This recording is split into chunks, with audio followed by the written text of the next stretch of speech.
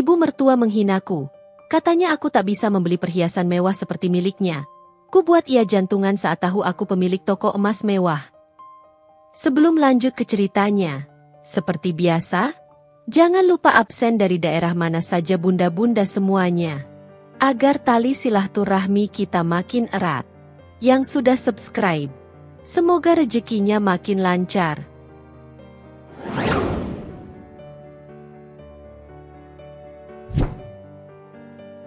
Mirna menghela napas panjang, mencoba menenangkan debaran di dadanya yang sudah akrab dengan rasa panas. Di hadapannya, meja makan yang dipenuhi hidangan lezat terasa hambar. Bukan karena makanannya, melainkan karena suasana yang selalu tercipta setiap kali ia berkumpul dengan keluarga suaminya, Ardi. Di ujung meja, Ibu Suryani duduk tegak, jemarinya yang lentik sesekali memainkan untaian kalung emas tebal yang melingkar di lehernya. Kilau emas itu seolah menjadi simbol kekuasaan dan superioritas, yang tak henti dipamerkan setiap ada kesempatan. Mirna, kalungmu itu apa tidak terlalu sederhana? Suara Ibu Suryani memecah keheningan yang canggung. Matanya menyusuri liontin kecil berbentuk kupu-kupu yang melingkar di leher Mirna, peninggalan satu-satunya dari almarhumah ibunya. Bukan emas murni, hanya perak bersepu emas yang sudah sedikit pudar, tapi bagi Mirna, nilainya tak terhingga. Sudah lama sekali kau memakainya. Apa Ardi tidak mampu membelikan yang baru? Lihat ini, kalungku saja setebal jari kelingking. Gelangku 5 baris.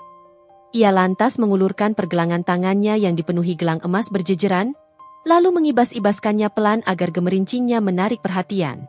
Santi, adik ipar Mirna, yang duduk di samping Ibu Suryani, ikut tersenyum tipis, senyum yang bagi Mirna terasa lebih seperti seringai. Santi sendiri mengenakan cincin berlian mencolok yang baru saja diberikan suaminya, yang tak lain adalah kakak Ardi, Bima. Keluarga Bima memang jauh lebih mapan dari keluarga Ardi. Sebuah fakta yang seringkali dijadikan alat oleh Ibu Suryani untuk menyindir Ardi dan Mirna. Ardi, suamiku, yang duduk di sampingku, hanya bisa menunduk. Tangannya memainkan nasi di piringnya, wajahnya tampak keruh. Ia seorang pria baik, pekerja keras, tapi di hadapan ibunya, ia seolah kehilangan suaranya. Mirna mengerti, Ardi sangat menyayangi ibunya dan tidak ingin menyakiti perasaan wanita itu. Meskipun itu berarti ia harus mengorbankan perasaan istrinya sendiri. Sudah hampir 5 tahun pernikahan mereka, dan Mirna sudah terbiasa menghadapi situasi ini. Sejak awal, Ibu Suryani memang tidak pernah sepenuhnya merestui pernikahan Ardi dengan Mirna. Maaf, Bu. Saya memang tidak punya banyak perhiasan, jawab Mirna lembut, nadanya datar, tanpa emosi. Ia sudah belajar untuk tidak membiarkan kata-kata itu menyentuh hatinya terlalu dalam. Bagi saya, perhiasan itu bukan segalanya. Ibu Suryani tergelak, tawa renyah yang terdengar nyaring di ruangan itu. Halah, alasan saja. Bilang saja tidak mampu. Jangan mimpi bisa memakai perhiasan sepertiku. Harga perhiasan saya ini saja bisa untuk membeli rumah sederhana. Mirna, ia berkata, suaranya sedikit meninggi. Kau kan tahu sendiri, Ardi ini gajinya pas-pasan. Tidak mungkin bisa membelikanmu barang mewah seperti ini. Santi ikut tertawa kecil, melirik Mirna dengan tatapan mengejek. Iya, Mbak Mirna. Apa tidak bosan dengan yang itu-itu saja? Zaman sekarang perhiasan itu bukan hanya aksesoris, tapi juga investasi. Makanya, kalau mau investasi yang benar itu ya beli emas batangan atau perhiasan yang tebal-tebal, jangan yang tipis begitu. Mirna hanya tersenyum tipis. Mereka tidak tahu apa-apa. Di dalam hatinya, ia merasa sedikit geli sekaligus kasihan. Mereka melihat dirinya sebagai wanita biasa yang tak punya apa-apa, menantu yang hanya bisa menumpang hidup. Mereka tidak tahu bahwa setiap kata yang merendahkan itu adalah bahan bakar, pemicu semangat yang semakin membara di dalam dirinya. Pemicu untuk menunjukkan, suatu hari nanti, bahwa nilai seseorang tidak diukur dari seberapa banyak emas yang mereka kenakan di leher atau di pergelangan tangan, melainkan dari apa yang mereka bangun dengan kedua tangan mereka sendiri. Ia melirik jam di dinding. Sebentar lagi, ia harus berpamitan. Ada janji yang jauh lebih penting daripada jamuan makan malam yang menyesakkan ini. Janji yang akan membawanya selangkah lebih dekat pada rahasia yang ia simpan rapat-rapat, sebuah rahasia yang, jika terungkap, akan membuat seluruh keluarga Ardi terkejut, terutama Ibu Suryani dan Santi. Mirna melirik jam di pergelangan tangannya lagi. Angka digital menunjukkan pukul 7:15 menit. Sudah cukup lama ia bertahan di meja makan yang terasa seperti medan perang tak kasat mata ini. Dengan senyum tipis yang tak mencapai matanya, ia beranjak dari kursi, menciptakan sedikit pergeseran pada kursi kayu yang berdecit pelan. Bu, Ardi, Santi, saya pamit dulu ya. Saya ada janji arisan dengan teman-teman SMA, ucap Mirna, berusaha agar suaranya terdengar netral, bahkan sedikit santai. Ia sudah hafal betul bagaimana reaksi mereka. Dugaan Mirna tepat sasaran. Ibu Suryani mengernyitkan dahi, kerutan di keningnya semakin dalam. Arisan? Kok mendadak? Biasanya kan kau tidak pernah ikut arisan-arisan begitu. Nada suaranya penuh selidik, tersirat keraguan dan, yang paling menyakitkan bagi Mirna, nada meremehkan yang sama seperti saat ia membicarakan perhiasannya. Bagi Ibu Suryani, Mirna adalah menantu yang sederhana, yang tak punya banyak kegiatan sosial selain mengurus rumah tangga. Iya, Bu. Ini memang arisan dadakan. Sudah lama juga tidak kumpul dengan mereka, makanya sekalian saja malam ini. Mirna beralasan, dengan lancar mengarang detail yang sempurna. Ia tahu betul. Kata, arisan, akan langsung menurunkan tingkat kecurigaan Ibu Suryani. Arisan adalah kegiatan umum ibu-ibu rumah tangga biasa. Mirna, di mata Ibu Suryani, adalah gambaran sempurna dari ibu rumah tangga biasa itu. Arisan apa itu? Jangan-jangan cuma buang-buang uang saja. Timpal Santi, adik ipar Mirna, yang selalu punya komentar pedas.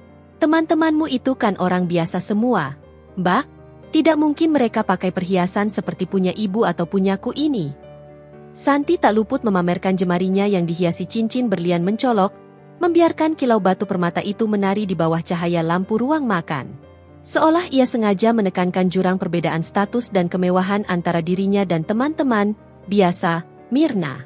Mirna hanya tersenyum simpul. Senyum yang menyembunyikan ribuan pikiran. Mereka memang tidak tahu apa-apa.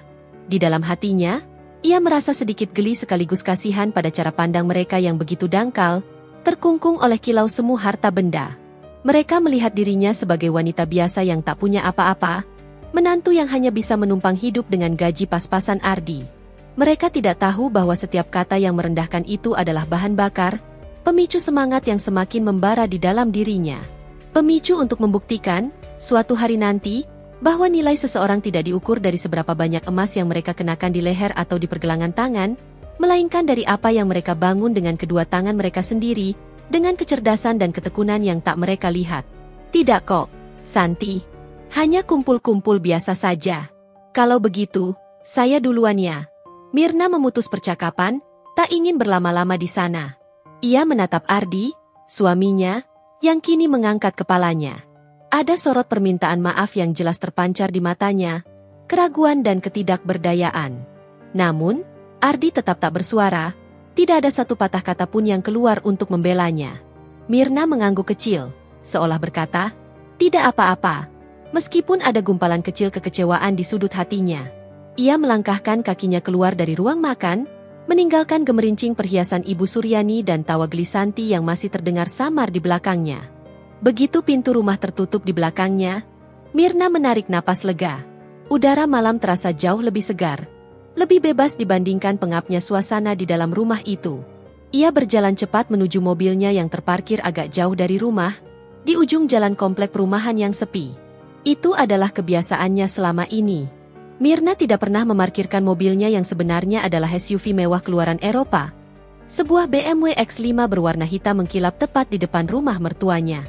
Ia selalu menggunakan mobil satu lagi, sebuah sedan Jepang, Toyota Camry, yang tampak biasa, sebagai penyamaran, agar tidak menarik perhatian dan memicu pertanyaan yang tidak diinginkan dari keluarga Ardi. Malam ini pun sama. Mobil sedan itu terparkir di sana, seolah-olah ia akan menggunakannya. Namun, malam ini, ia tidak akan mengendarai mobil sedan itu. Malam ini, ia akan dijemput. Mirna membuka pintu mobil sedan tuanya, meraih tas tangan dari jok penumpang, dan mengeluarkan kunci dari dalamnya. Ia menyalakan mesin sebentar, memastikan semuanya baik-baik saja, lalu mengunci kembali mobil itu dengan remote. Ia memasukkan kunci Camry ke dalam tas tangannya, lalu dari saku rahasia di bagian dalam tasnya, ia mengeluarkan sebuah kunci lain, kunci sebuah mobil yang jauh lebih mewah dan kuat, yang melambangkan statusnya yang sebenarnya. Ia melangkahkan kakinya ke ujung jalan perumahan, tempat di mana kegelapan malam lebih pekat. Di sana, di bawah keremangan lampu jalan yang redup, sebuah Mercedes-Benz S-Class berwarna hitam mengkilap sudah menunggunya. Sosok mobil itu terlihat gagah dan elegan, memancarkan aura kemewahan yang tak terbantahkan. Jendela mobil itu sedikit terbuka, dan seorang pria berseragam sopir tersenyum ramah dari dalam. "Selamat malam, Bu Mirna," sapa sopir itu, Pak Dedi, dengan suara lembut dan hormat. "Sudah siap?" "Sudah, Pak Dedi. Maaf menunggu lama," jawab Mirna, senyum tulus akhirnya terukir di bibirnya. Senyum yang hanya bisa ia tunjukkan saat ia berada di dunianya sendiri. Ia membuka pintu belakang dan masuk ke dalam kemewahan kabin mobil. Aroma kulit asli yang mahal dan kesejukan AC yang sempurna langsung menyambutnya, membuai indera. Di sini, ia bisa menjadi dirinya sendiri. Ini adalah dunia Mirna yang lain. Dunia yang tak pernah disentuh oleh Ibu Suryani dan Santi. Dunia di mana Mirna bukan lagi menantu yang diremehkan, melainkan seorang pengusaha sukses yang memimpin sebuah kerajaan perhiasan. Arisan, yang ia maksud memang ada, tapi itu adalah arisan para pengusaha dan kolektor seni, dan yang lebih penting, malam ini ia akan bertemu dengan seseorang yang akan menjadi batu loncatan berikutnya bagi bisnisnya, seorang investor potensial dari Singapura untuk perluasan jaringannya di Asia Tenggara. Ia mengeluarkan ponsel dari tas tangannya dan membuka aplikasi pesan. Sebuah pesan masuk dari sekretaris pribadinya. "Rina, Bu, Emer Lim sudah tiba di restoran. Beliau menunggu di private room. Semua sudah disiapkan sesuai instruksi Ibu." Mirna tersenyum puas. Malam ini bukan hanya sekadar pertemuan bisnis. Ini adalah penegasan atas kerja kerasnya selama bertahun-tahun. Penegasan bahwa ia bisa berdiri tegak, dengan atau tanpa pengakuan dari keluarga suaminya. Dan ia tahu, suatu hari nanti, kebenaran ini akan terungkap. Mercedes-Benz S-Class hitam itu melaju mulus membelah jalanan kota Jakarta yang mulai lengang oleh jam sibuk yang berangsur berakhir. Di dalam kabin yang kedap suara, Mirna merasakan ketenangan yang langka, sebuah kontras nyata dengan hiruk-pikuk dan ketegangan di rumah mertuanya tadi. Ini adalah dunianya. Dunia yang ia bangun sendiri dengan keringat dan tekad, jauh dari tatapan menghakimi Ibu Suryani dan Santi. Ia menyandarkan punggungnya ke jok kulit yang empuk, aroma maskulin dari interior mewah mobil memenuhi indranya. Matanya terpejam sejenak, membayangkan pertemuan penting yang akan datang, menyusun kembali poin-poin presentasi di benaknya. Restoran yang dituju adalah Aurum, sebuah restoran fine dining eksklusif yang ironisnya juga Mirna miliki sebagai salah satu lini bisnis diversifikasinya.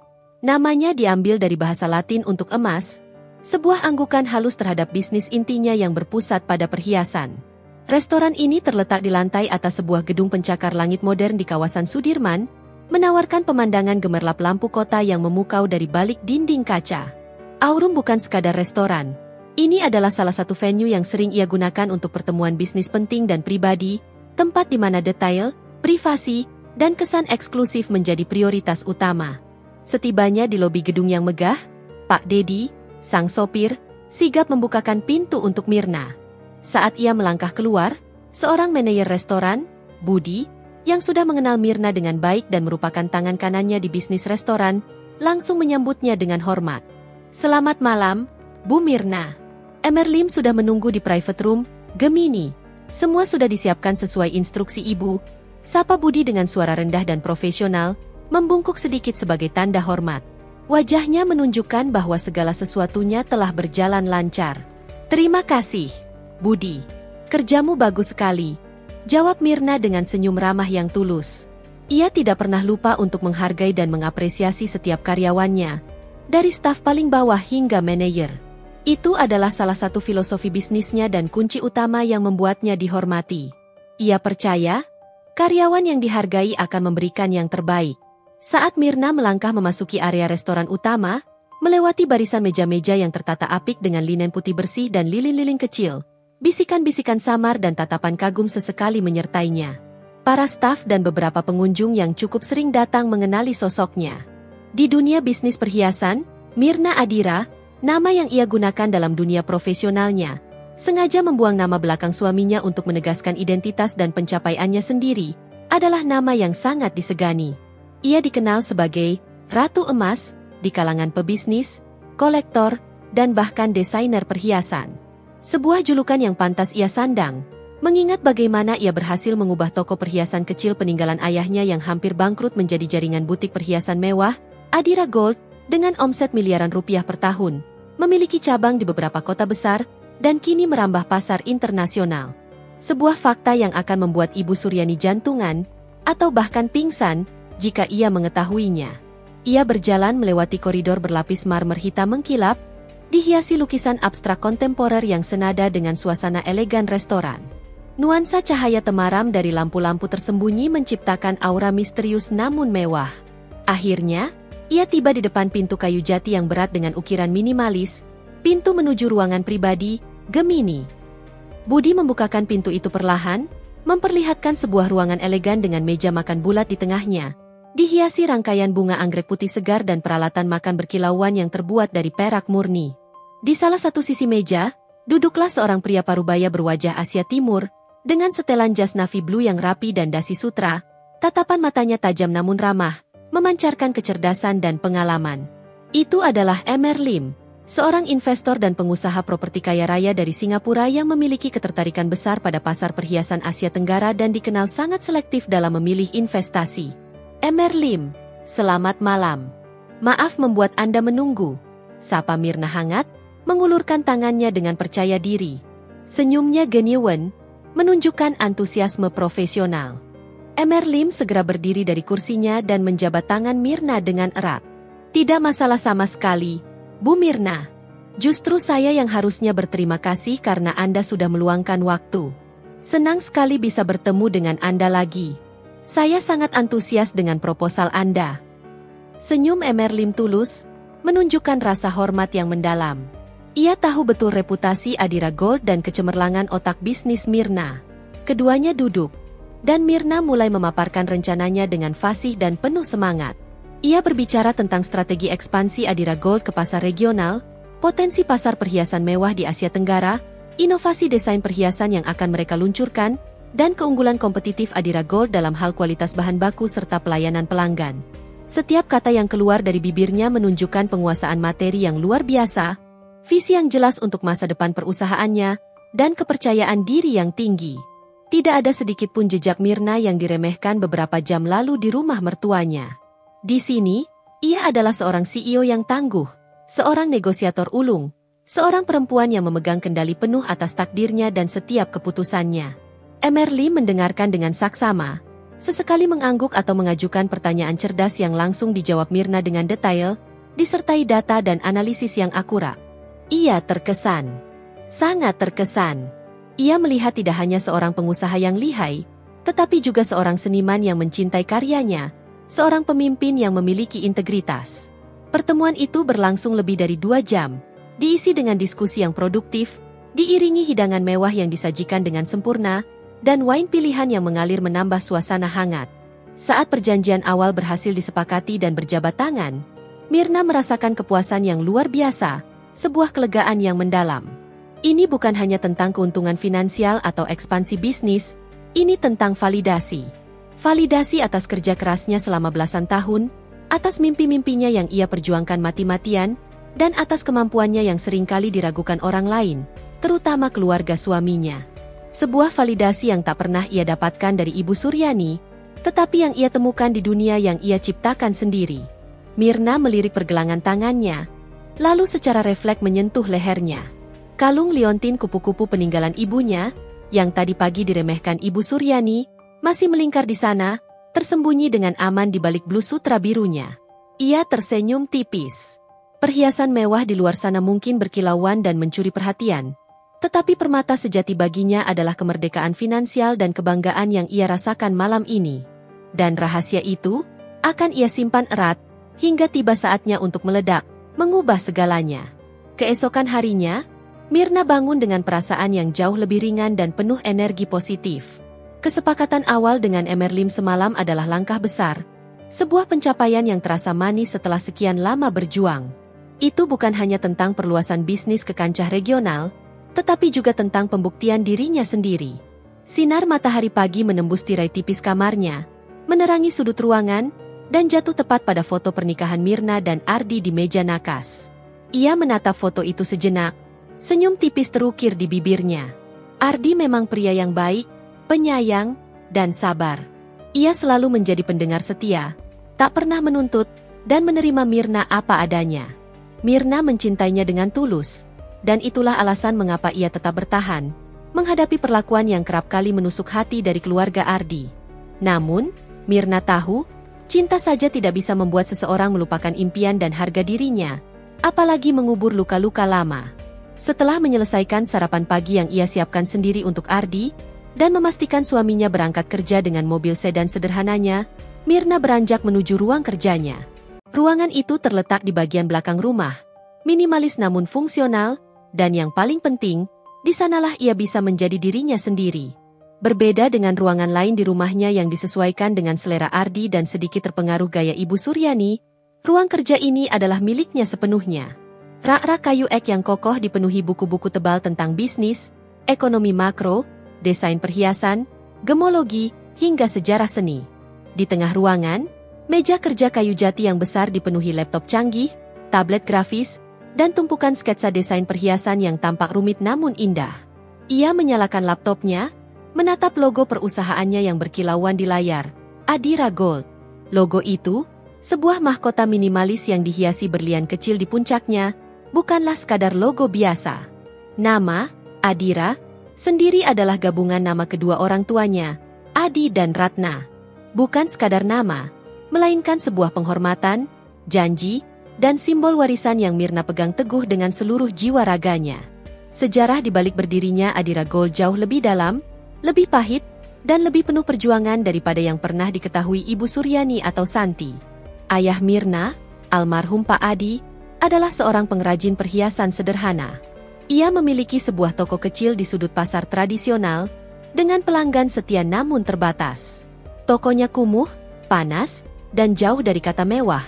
Tapi di sanalah Pak Adi dengan tangannya yang terampil menciptakan perhiasan-perhiasan unik dengan ketelitian luar biasa, didasari cinta pada seni.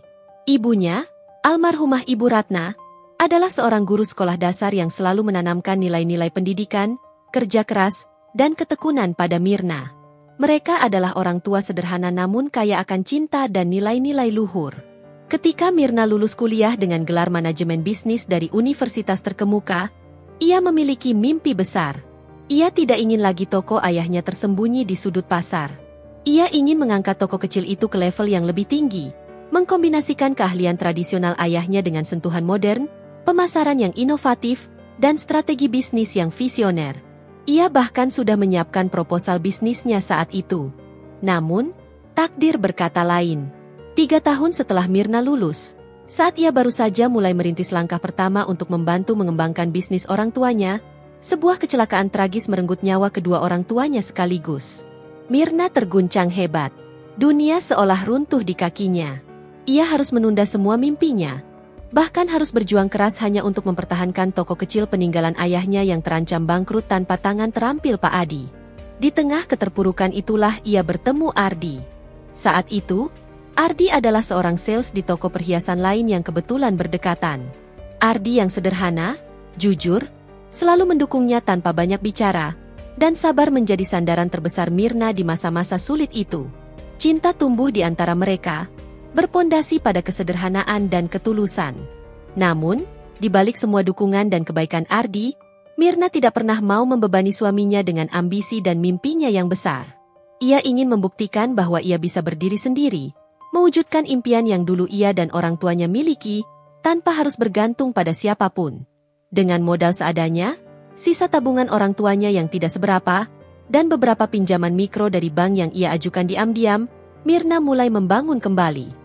Ia menghabiskan malam-malamnya untuk belajar mendesain perhiasan sendiri, mempelajari tren pasar global melalui internet, dan yang paling penting, ia belajar tentang pemasaran digital dan branding dari nol. Ia mengubah nama toko menjadi Adira Gold, sebuah nama yang lebih modern dan merepresentasikan visinya. Ia menambahkan sentuhan modern pada desain-desain klasik peninggalan ayahnya, dan mulai memasarkan produknya secara online melalui platform e-commerce dan media sosial. Responsnya luar biasa. Perhiasan-perhiasan Adira Gold yang unik, berkualitas tinggi, dengan harga bersaing, dengan cepat menarik perhatian pasar yang lebih luas. Dari satu toko kecil yang nyaris mati, ia membuka cabang kedua di sebuah mall menengah, lalu ketiga, dan seterusnya. Ia berinvestasi pada teknologi produksi modern, merekrut desainer-desainer muda berbakat lulusan luar negeri, dan membangun tim marketing yang kuat. Ia menciptakan sistem yang efisien, membuat Adira Gold tumbuh menjadi raksasa yang bergerak senyap di balik gemerlap dunia perhiasan. Semua ini ia lakukan diam-diam, selangkah demi selangkah, di balik tirai kehidupan rumah tangganya yang ia tunjukkan pada keluarga Ardi. Setiap pagi, ia akan mengenakan pakaian sederhana, terlihat seperti ibu rumah tangga biasa yang hanya mengurus pekerjaan rumah atau pergi belanja. Namun, begitu ia sampai di kantor pusat Adira Gold yang megah, ia berubah menjadi sosok Ratu Emas, yang tegas, visioner, berani mengambil risiko, dan menginspirasi para karyawannya. Ardi sendiri hanya tahu bahwa Mirna memiliki bisnis kecil-kecilan online yang ia jalankan dari rumah. Tidak pernah sedikit pun membayangkan skala sebenarnya dari kerajaan bisnis yang dibangun istrinya. Mirna sengaja tidak bercerita, bukan karena tidak percaya pada Ardi, tapi ia ingin memastikan dirinya benar-benar mandiri, kokoh berdiri di atas kakinya sendiri, sebelum menunjukkan semua pencapaiannya pada dunia. Ia ingin melihat, apakah ia akan diterima apa adanya, atau hanya karena apa yang ia miliki. Mirna tersenyum kecil. Ia ingat perjuangan tak kenal lelah, malam-malam tanpa tidur di depan laptop, air mata frustrasi, dan penolakan yang tak terhitung jumlahnya dari pemasok atau bank. Semua itu kini berbuah manis. Dan perhiasan mewah di leher Ibu Suryani, yang dulu terasa seperti ejekan dan pemicu luka lama, kini justru menjadi pengingat motivasi terbesarnya. Itu bukan sekadar perhiasan, melainkan simbol mentalitas yang ingin ia ubah. Ia akan menunjukkan bahwa nilai sejati seseorang bukan pada kemewahan yang dipamerkan, melainkan pada kemewahan hati dan kekuatan karakter. Minggu-minggu berlalu dengan cepat setelah pertemuan sukses Mirna dengan Mr. Lim. Kesepakatan investasi itu resmi terjalin, menandai babak baru bagi Adira Gold dan membawa gelombang antusiasme serta kesibukan baru di kantor pusat. Mirna semakin sering menghabiskan waktunya di luar rumah, mengawasi persiapan pembukaan cabang baru di Singapura, yang rencananya akan diresmikan akhir tahun, dan juga merencanakan strategi pemasaran global yang lebih agresif. Arisan dan pertemuan teman lama menjadi alasan favoritnya saat berpamitan pada keluarga Ardi, sebuah narasi yang ia poles agar terdengar wajar dan tidak mencurigakan. Namun, frekuensi kepergian Mirna yang semakin meningkat ini mulai menimbulkan kecurigaan yang tak bisa lagi diabaikan, terutama dari Santi. Adik iparnya itu, yang memang terkenal usil, suka ikut campur, dan selalu merasa paling tahu segalanya, beberapa kali mencoba mencari tahu apa yang sebenarnya Mirna lakukan. Ia seringkali tiba-tiba muncul saat Mirna baru pulang, atau menanyakan detil kegiatan Mirna saat berkunjung ke rumah Ibu Suryani. Mbak Mirna ini sering sekali keluar rumah sekarang, komentar Santi suatu sore saat berkunjung ke rumah Ardi.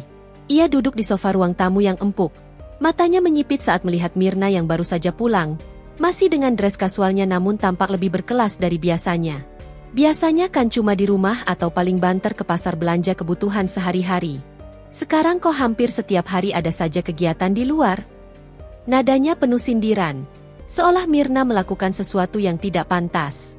Mirna tersenyum tenang, sebuah senyum yang kini jauh lebih percaya diri dan sulit digoyahkan.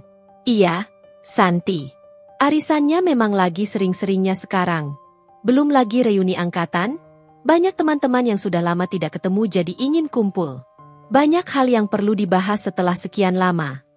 Ia selalu berhasil memutarbalikan pembicaraan, menjaga rahasianya tetap aman dalam balutan alasan yang masuk akal di mata mereka. Oh, ya?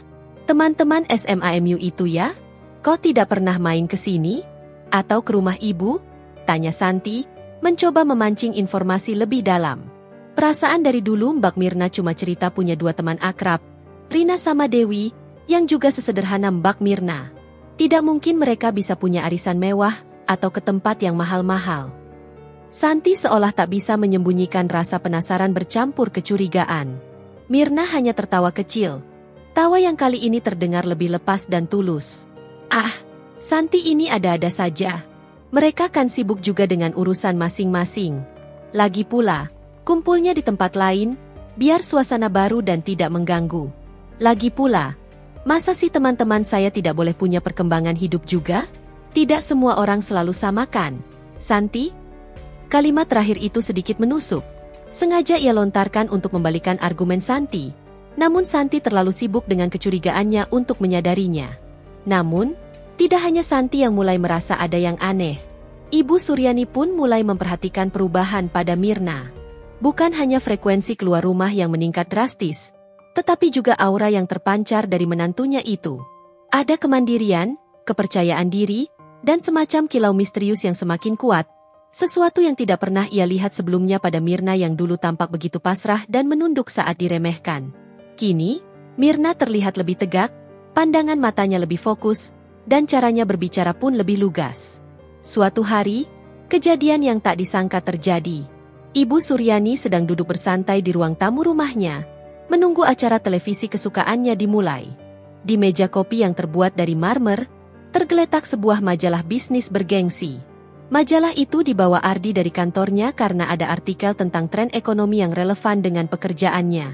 Sampul majalah itu menampilkan potret seorang wanita yang tampak familiar, dengan judul besar yang mencolok, Mirna Adira, Ratu Emas di balik kesuksesan Adira Gold, menjelajahi pasar global. Ibu Suryani mengambil majalah itu, matanya memicing, membaca nama dan judulnya berkali-kali. Mirna Adira? Mirna? Tapi ini kan bukan Mirna menantuku. Mana mungkin? Menantuku mana bisa begini? Ia tertawa skeptis. Namun tawa itu terdengar hambar. Rasa penasaran bercampur keraguan dan sedikit rasa tidak nyaman mulai mencengkeramnya. Ia membalik halaman demi halaman dengan tergesa-gesa, menemukan artikel utama tentang kesuksesan Adira Gold yang fenomenal, tentang bagaimana perusahaan itu didirikan dari nol oleh seorang wanita visioner bernama Mirna Adira. Profil wanita itu, dari bentuk wajah, mata, hingga senyumnya, sangat mirip dengan menantunya, hanya saja dalam foto ia terlihat jauh lebih elegan, berkelas, berwibawa, mengenakan setelan bisnis mahal, dan yang paling menarik perhatian Ibu Suryani, dengan perhiasan emas berlian yang tak kalah tebal dan mewah dari miliknya sendiri, bahkan mungkin lebih mahal. Ah, ini pasti kebetulan saja, gumam Ibu Suryani, mencoba meyakinkan dirinya sendiri dengan setengah hati. Nama yang sama, wajahnya juga mirip, tapi itu wajar saja. Banyak orang mirip di dunia ini, tapi tidak mungkin menantuku. Dia kan cuma ibu rumah tangga biasa yang punya bisnis online kecil-kecilan. Namun, benih keraguan telah tertanam. Perhiasan yang dikenakan Mirna di majalah itu, kemewahan busananya, aura dominan dan kepemimpinan yang terpancar dari foto itu, semua terasa begitu asing dan terlalu besar jika itu adalah Mirna menantunya yang sederhana. Di sisi lain, Ardi juga mulai merasakan ada yang berbeda. Istrinya terlihat lebih bersemangat, lebih ceria, dan kadang-kadang pulang dengan senyum puas yang misterius setelah arisan atau pertemuan teman. Suatu malam, ia menemukan secari kertas yang sedikit terjatuh di samping meja belajar Mirna, berupa draft jadwal perjalanan ke Singapura dan Malaysia, lengkap dengan agenda pertemuan bisnis.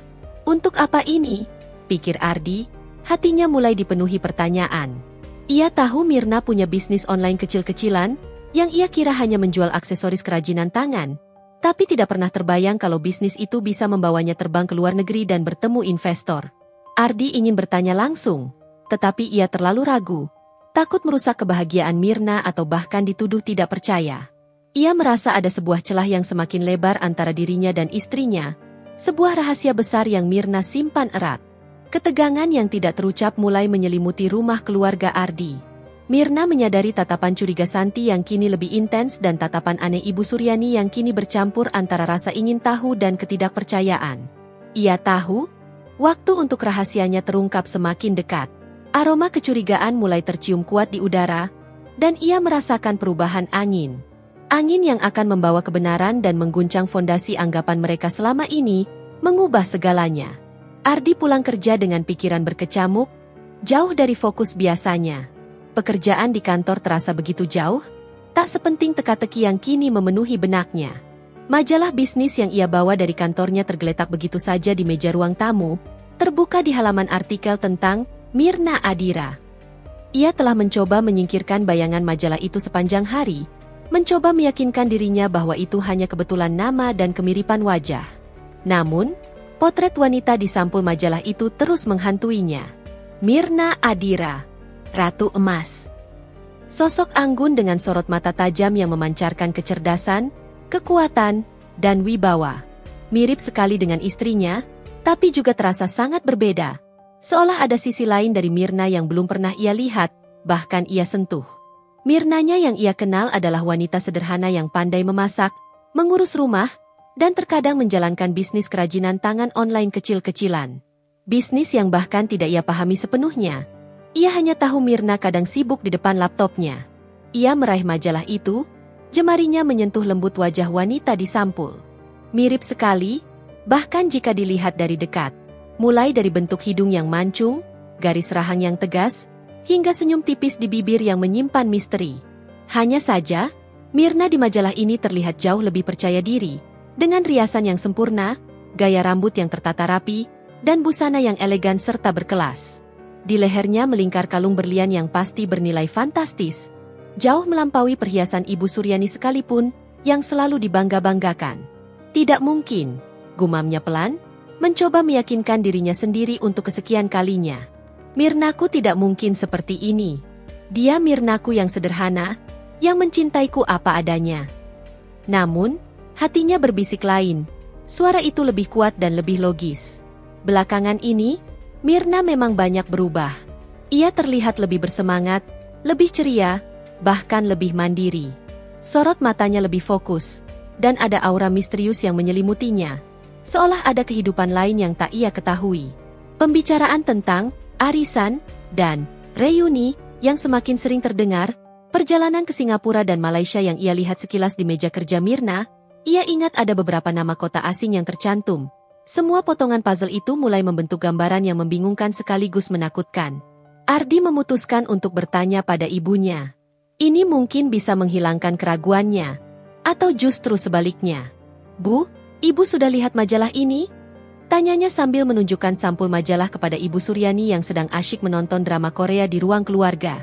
Ibu Suryani tersentak, terkejut dengan pertanyaan Ardi yang tiba-tiba. Ia menoleh, melihat majalah itu, dan wajahnya kembali memucat seperti saat ia pertama kali melihatnya beberapa hari lalu. Oh, itu majalah apa? Ibu tidak sengaja melihatnya tadi, tergeletak begitu saja. Ia mencoba bersikap biasa, menampik, namun Ardi bisa melihat kegugupan dan sedikit kepanikan di mata ibunya. Matanya menghindari tatapan tajam Ardi. Ini majalah bisnis, Bu. Ada artikel tentang wanita pengusaha sukses bernama Mirna Adira. Mirip sekali dengan Mirna. Bu, apa ibu tidak berpikir begitu? Ardi menatap ibunya lekat-lekat, mencari jawaban, berharap ibunya bisa memberinya pencerahan, atau setidaknya memvalidasi kebingungannya. Ibu Suryani mengibaskan tangannya, seolah mengusir pikiran buruk yang menggelayuti. Ah, kebetulan saja itu, banyak orang namanya sama, dan di dunia ini kan banyak orang yang mirip. Lagi pula, mana mungkin menantumu itu bisa sehebat ini? Dia kan mana punya modal, mana punya pengalaman bisnis sebesar itu. Itu pasti Mirna yang lain. Jangan terlalu dipikirkan, nanti kamu stres sendiri. Namun, nada suaranya terdengar kurang meyakinkan, bahkan sedikit gugup dan bergetar di ujungnya. Ia kembali fokus pada layar televisi, mencoba mengalihkan pembicaraan. Tapi, Bu, perhiasan yang dia pakai di majalah itu, dan semua koleksi yang ditampilkan, mirip sekali dengan perhiasan dari toko Adira Gold yang ada di mall itu. Toko yang sangat mewah, yang sering ibu lihat dan sering ibu puji-puji itu. Ardi melanjutkan, mencoba menguji reaksi ibunya lagi. Ia sendiri tidak tahu mengapa ia melakukan ini, tapi ada desakan kuat dalam dirinya untuk memahami apa yang sebenarnya sedang terjadi, untuk mengungkap rahasia yang tersembunyi. Mendengar nama Adira Gold, Ibu Suryani kembali terdiam. Adira Gold adalah butik perhiasan yang sangat populer di kalangan sosialitanya, tempat ia sering berbelanja dan memamerkan kemewahannya. Perhiasan mereka memang luar biasa mahal dan eksklusif. Ya, memang mirip. Tapi itu kan memang tren perhiasan sekarang. Semua toko perhiasan mewah pasti punya desain seperti itu. Tidak ada hubungannya dengan menantumu. Ibu Suryani berkeras, sedikit meninggikan suaranya, seolah mencoba meyakinkan dirinya sendiri dan Ardi dengan penekanan yang kuat. Ardi melihat gelagat ibunya. Ada sesuatu yang Ibu Suryani sembunyikan, atau mungkin juga tidak tahu, Tapi ia juga terpengaruh oleh keraguan yang sama. Ia memutuskan untuk tidak melanjutkan pembicaraan. Tidak ada gunanya memaksa Ibu Suryani. Ia merasa ada lapisan tebal yang menyelubungi istrinya. Lapisan yang belum pernah ia sentuh atau bahkan ia sadari keberadaannya selama ini. Di kamarnya malam itu, setelah Mirna tertidur pulas di sampingnya, Ardi tidak bisa memejamkan mata. Dengan hati-hati, ia mengambil ponselnya dari meja nakas. Jantungnya berdegup kencang saat ia membuka peramban internet dan mengetikkan Adira Gold di kolom pencarian. Halaman demi halaman situs web resmi perusahaan itu muncul. Profil perusahaan, sejarah, koleksi-koleksi perhiasan terbaru yang menawan, hingga galeri foto-foto acara peluncuran produk dan pameran perhiasan. Dan di setiap foto penting, di setiap acara besar, ada sosok Mirna Adira. Wanita yang sama persis dengan istrinya. Ia memberanikan diri membuka bagian tentang kami dan menemukan sebuah video wawancara CEO Adira Gold. Ia menekan tombol putar. Suara yang keluar dari video itu, suara Mirna, istrinya. Hatinya mencelos, seolah dihantam godam tak kasat mata. Mirna adalah Ratu Emas, itu. Mirna adalah pemilik kerajaan perhiasan yang selama ini dibanggakan banyak orang, termasuk ibunya sendiri, sebuah nama yang selalu ia dengar dalam percakapan sosialita ibunya. Rasa kaget bercampur aduk dengan kebingungan, kekecewaan, dan bahkan sedikit rasa dikhianati. Mengapa Mirna merahasiakan ini darinya? Selama ini, ia merasa menjadi penopang bagi istrinya yang sederhana. Mencoba membela Mirna mati-matian dari sindiran ibunya tentang kemiskinan dan ketidakmampuan, padahal Mirna adalah sosok yang jauh lebih kuat, jauh lebih sukses dari yang pernah ia bayangkan. Ia merasa bodoh, tidak peka, dan sangat malu pada dirinya sendiri. Ardi mematikan ponselnya, meletakkannya perlahan di meja nakas. Ia menatap langit-langit kamar yang gelap, pikirannya kalut. Kebetulan yang menyesakan itu kini bukan lagi kebetulan. Ini adalah kenyataan. Dan kenyataan ini, akan ia rasakan, akan mengubah segalanya dalam hidupnya dan juga dinamika keluarga mereka. Ia tidak tahu bagaimana harus menghadapi Mirna besok pagi. Pagi itu, suasana di rumah terasa begitu berbeda bagi Mirna. Bukan perbedaan yang nyata secara fisik, melainkan perbedaan dalam persepsi dan getaran energi yang ia rasakan. Ardi, suaminya, berusaha mati-matian menyembunyikan kegelisahan dan pertanyaan di benaknya. Tapi Mirna terlalu peka untuk tidak merasakannya. Tatapan Ardi yang berbeda, lebih dalam, seolah sedang membaca sesuatu di balik senyum biasa Mirna. Ada keraguan dan tanda tanya besar yang jelas terlihat di matanya setiap kali ia mengira Mirna tidak melihat. Mirna tahu, Ardi sudah tahu. Atau setidaknya, ia sudah sangat dekat dengan kebenaran. Tinggal selangkah lagi menuju penyingkapan rahasia. Mungkin majalah yang ia bawa pulang dari kantornya, mungkin ada karyawan Adira Gold yang tak sengaja berpapasan dengannya di suatu tempat. Atau mungkin Ardi sendiri yang sudah mulai mencari tahu lebih jauh tentang bisnis kecil-kecilan istrinya itu. Entah apapun itu, Mirna merasakan badai akan datang. Ia menghela napas panjang. Namun kali ini bukan napas pasrah, melainkan napas persiapan. Ini adalah bagian dari rencananya. Waktu untuk rahasia ini terungkap, secara tak langsung, memang sudah dekat dan tak terelakkan. Siang itu, di tengah kesibukannya mengatur jadwal harian, Mirna menerima pesan dari Rina, sekretaris kepercayaannya.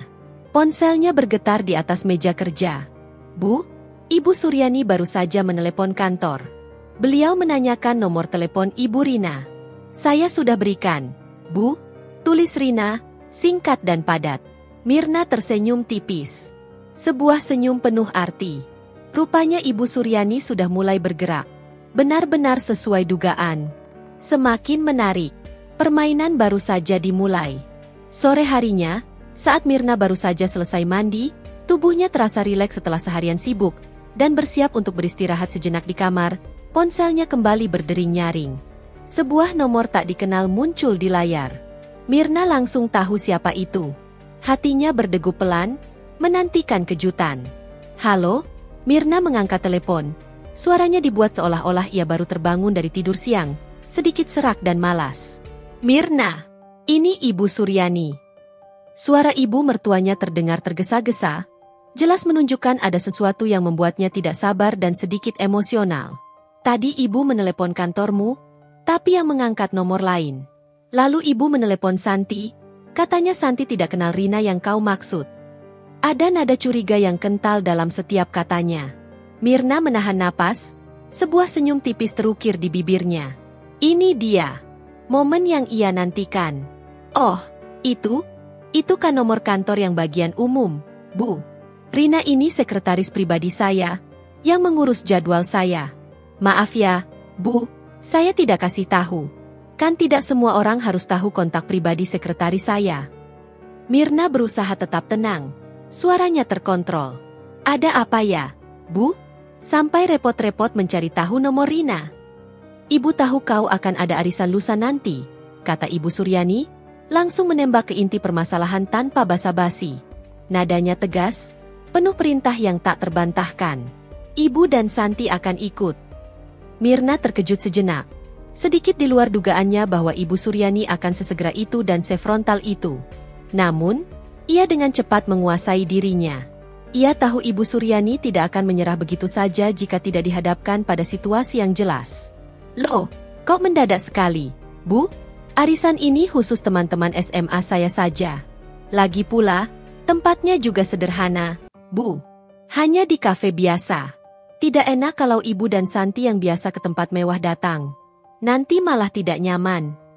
Mirna mencoba memberikan alasan yang masuk akal, seolah khawatir akan kenyamanan mertuanya. Tidak apa-apa. Justru karena itu, Ibu dan Santi mau datang. Mau melihat teman-temanmu yang katanya sederhana itu, balas Ibu Suryani dengan nada memaksa yang tidak bisa dibantah, bahkan cenderung menghina. Pokoknya, lusa jam 7 malam, di restoran tempat arisanmu, Ibu dan Santi akan datang.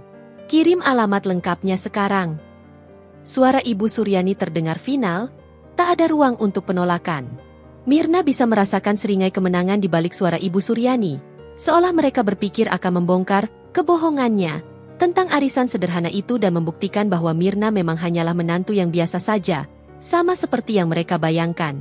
Baik, Bu. Akan saya kirimkan alamatnya, jawab Mirna akhirnya. Nadanya dibuat pasrah dan menyerah, seolah ia kalah dalam perdebatan ini. Namun, di balik nada itu, sebuah rencana besar sedang terbentuk dengan cepat di benaknya. Sebuah rencana yang akan membalikan semua ekspektasi mereka. Segera setelah menutup telepon, Mirna tak membuang waktu. Ia langsung menghubungi Rina, sekretarisnya, tanpa menunggu sedetik pun. Rina, batalkan semua janji saya lusa malam. Kita akan mengadakan event dadakan di Aurum. Undangan harus disebar segera.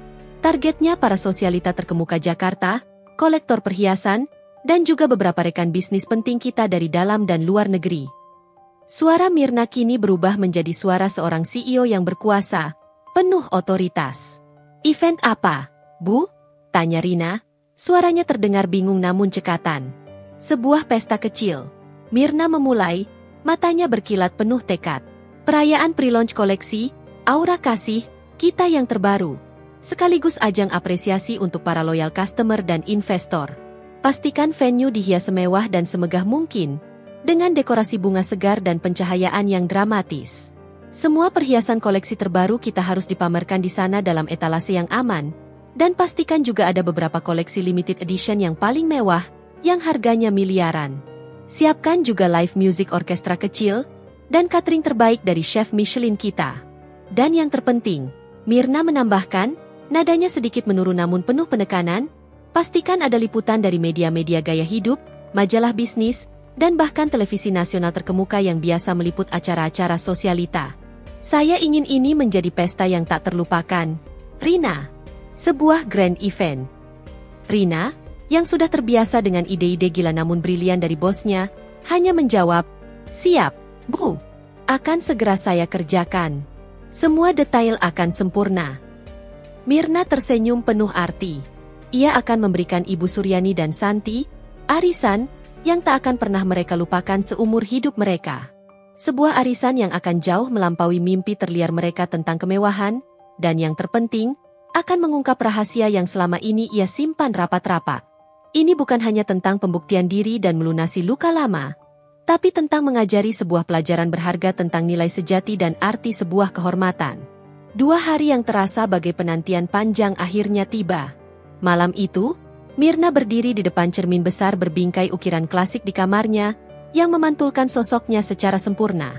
Malam ini, ia tidak mengenakan pakaian sederhana yang biasa ia pakai di rumah, bukan pula setelan bisnis formal yang ia kenakan di kantor.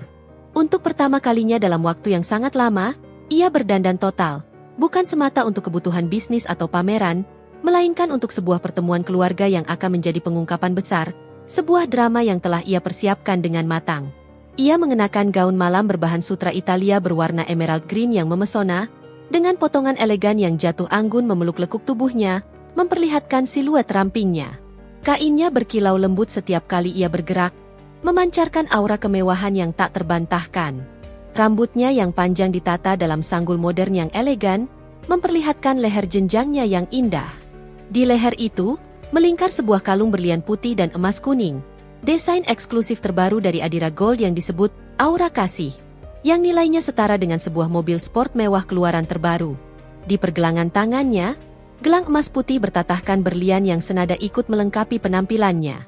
Sepasang anting berlian menjuntai indah, memantulkan cahaya lampu kamar. Kali ini, ia tidak menyembunyikan kilauan apapun. Ia ingin Ibu Suryani dan Santi melihat dengan jelas, menyaksikan sendiri kemewahan yang selama ini mereka pikir tak bisa ia gapai. Pintu kamar terbuka perlahan, dan Ardi masuk. Ia masih dengan pakaian kerjanya, raut wajahnya tampak bingung, campur aduk antara kekaguman dan keraguan.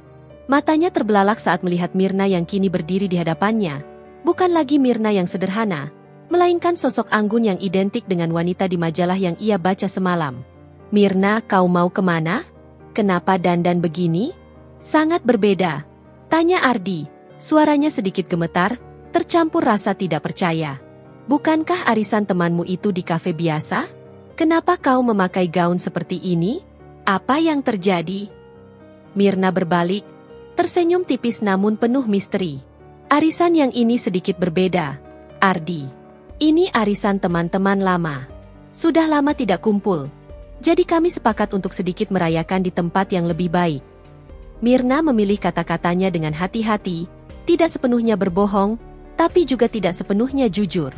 Ia masih ingin melihat reaksi Ardi, melihat apakah ia akan berani bertanya lebih jauh. Ardi hanya mengangguk pelan, otaknya mencoba memproses informasi yang ia dapatkan dari internet tentang Mirna Adira dan istrinya yang kini berdiri di depannya.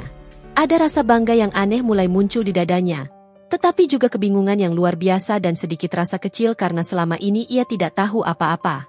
Istrinya kini tampak seperti wanita dari majalah itu, wanita yang selama ini ia sangka orang lain, hanya kebetulan memiliki nama yang sama.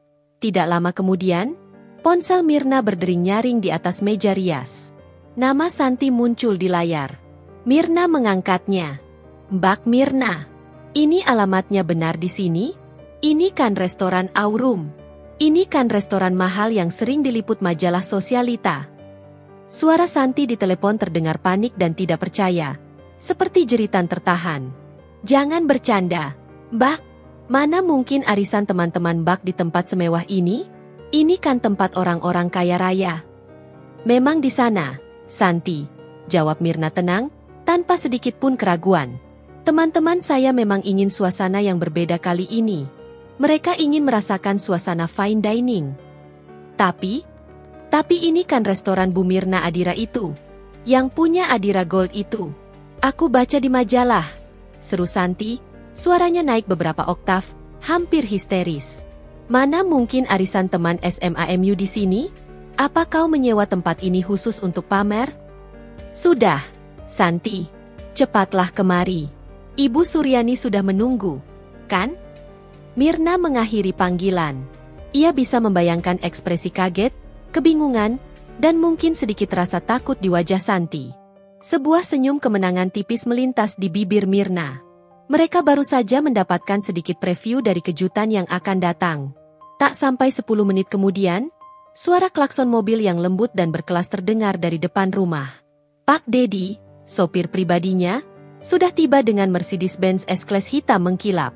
Mirna meraih tas tangannya yang elegan, sebuah clutch bertabur kristal, dan melangkah keluar kamar dengan anggun, diikuti Ardi yang masih tampak linglung dan mengikuti langkah istrinya seperti robot.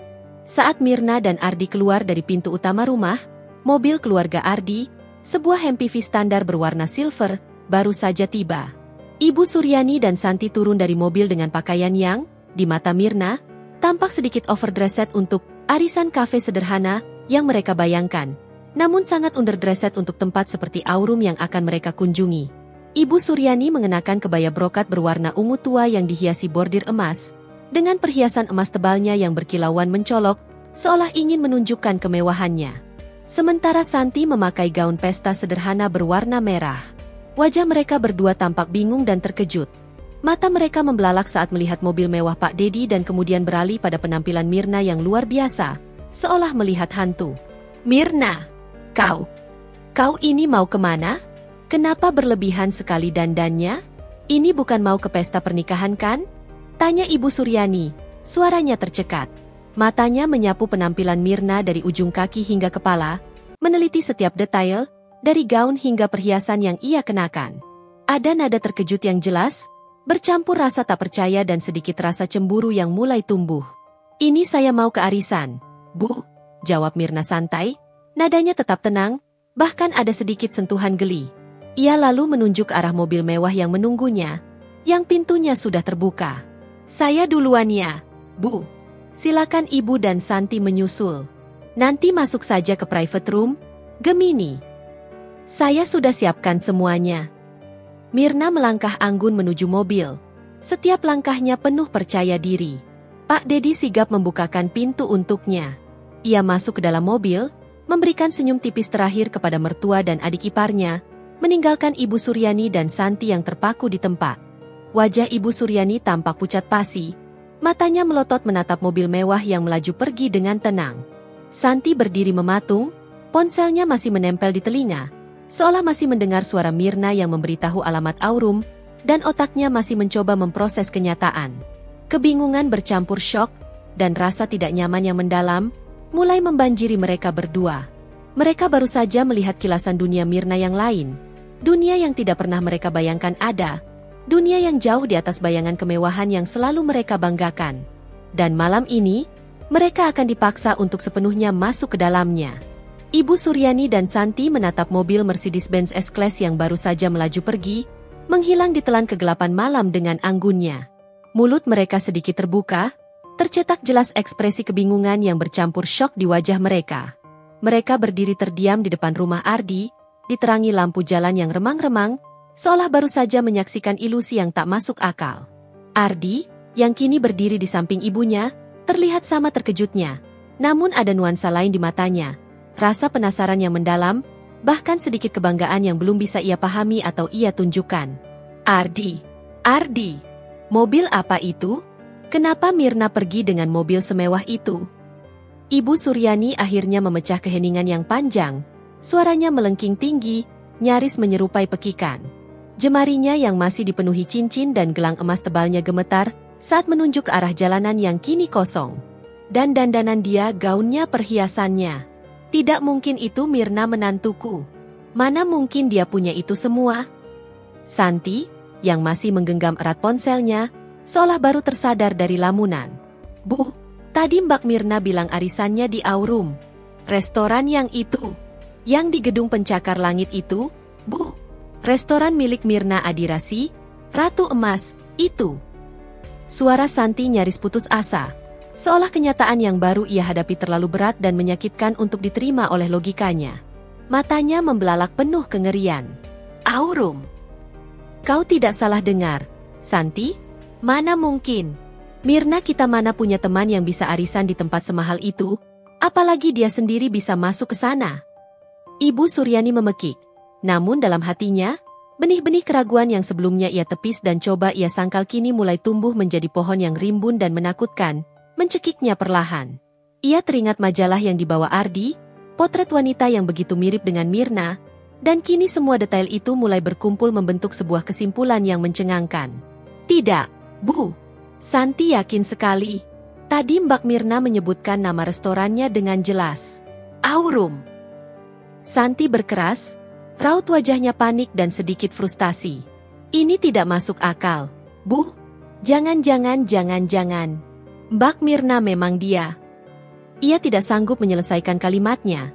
Pikiran yang paling tidak mungkin justru terasa semakin nyata, mengancam untuk menghancurkan semua asumsi mereka tentang Mirna. Ardi menelan ludah. Ia tahu Santi benar. Ia sudah melihatnya sendiri di internet. Ia sudah melihat video wawancara itu, mendengar suara istrinya sendiri, melihat bagaimana dunia memuji sosok Mirna Adira. Mirna Adira dan Mirna, istrinya, adalah orang yang sama. Namun, ia memilih untuk tetap diam, mengamati reaksi ibu dan adiknya. Ia ingin melihat sejauh mana mereka akan membantah kebenaran yang akan segera terungkap ini. Ada sesuatu yang tak bisa dijelaskan dalam dirinya yang ingin melihat semua ini terjadi. Sudahlah, Bu, Santi. Ayo kita susul. Nanti kita lihat sendiri apa yang terjadi di sana, kata Ardi, mencoba bersikap netral meskipun di dalam dirinya ada badai emosi yang berkecamuk, gugup, cemas, dan entah mengapa, bersemangat untuk menyaksikan apa yang akan terjadi selanjutnya. Ia berjalan menuju mobilnya yang sederhana, membandingkannya dengan limosin yang tadi membawa Mirna. Ibu Suryani dan Santi saling pandang, raut wajah mereka berubah dari syok menjadi penasaran yang membara, bercampur dengan kecurigaan, sedikit kemarahan karena merasa dibodohi, dan rasa tidak nyaman yang terus meningkat. Mereka masuk ke mobil Ardi dengan perasaan campur aduk. Suasana di dalam mobil terasa begitu tegang. Sepanjang perjalanan, tidak ada yang berbicara. Ibu Suryani terus-menerus merapikan kebaya brokatnya dan perhiasan emas tebalnya, mengusap-usapnya, seolah mencoba mengembalikan kepercayaan dirinya yang sedikit goyah. Ia bahkan sesekali menyentuh rambutnya, memastikan sanggulnya tetap rapi. Santi tak henti-hentinya bergumam tentang keanehan ini, sesekali melirik sinis ke arah Ardi, seolah menyalahkannya karena memiliki istri misterius seperti Mirna yang tak pernah ia pahami. Ketika mobil Ardi memasuki area parkir khusus gedung Aurum, mereka sudah bisa merasakan aura kemewahan yang berbeda, yang jauh melampaui imajinasi mereka. Mobil-mobil sport mewah terbaru, beberapa limosin panjang, dan SUV premium dari merek-merek ternama dunia berjajar rapi di area valet. Ibu Suryani dan Santi merasa sedikit menciut.